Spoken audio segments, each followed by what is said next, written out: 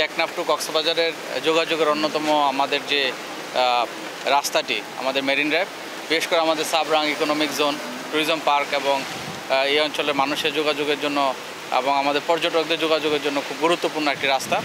এই সড়কটি আপনারা জানেন যে বাংলাদেশ সেনাবাহিনীর তত্ত্বাবধানে এটা নির্মিত হয়েছে।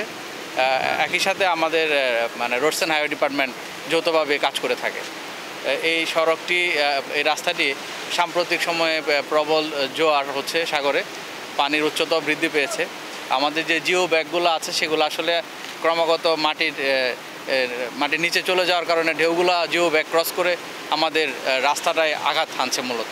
আমরা যখন রোডস অ্যান্ড হাইওয়ে ডিপার্টমেন্টের একজন মহোদয়ের সাথে কথা বলেছি, এখানকার যিনি আমাদের সেনাবাহিনীর দায়িত্বরত মেজর মহোদয় আছেন, আমরা কিন্তু ভাঙনের পরদিনই ওই সময়টাতে আমরা এসেছি, আমরা সবার সাথে কথা বলেছি, সংশ্লিষ্ট কর্তৃপক্ষের সাথে, তারা এরকমটি জানিয়েছেন যে এই কারণেই মূলত এখানে এই কয়েকটি অংশে ভাঙনের শিকার হয়েছে।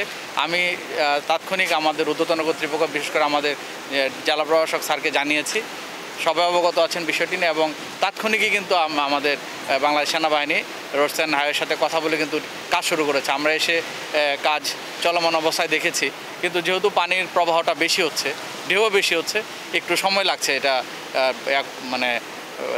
ঠিক মতো জিনিসগুলো প্লেস করতে।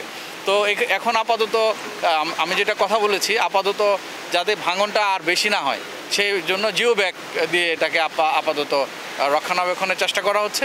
আর বড় পরিসরে কাজ শুরু হবে মূলত আমাদের রোডস অ্যান্ড হাইওয়ে এবং আমাদের যে বাংলাদেশ সেনাবাহিনী, তারা যৌথভাবে একটা প্রাক্কলন রেডি করছে। এটা সহসাই এটা অনুমোদন হয়ে যাবে এবং বড় পরিসরের যে কাজটা সেটাও খুব দ্রুত সময়ের মধ্যে হবে। আর আমাদের যে এখন যে কাজটা চলমান আছে, জিও ব্যাগ দিয়ে প্রোটেকশন দেওয়া, সেই কাজটা কিন্তু অব্যাহত আছে এবং এটা অব্যাহত থাকবে।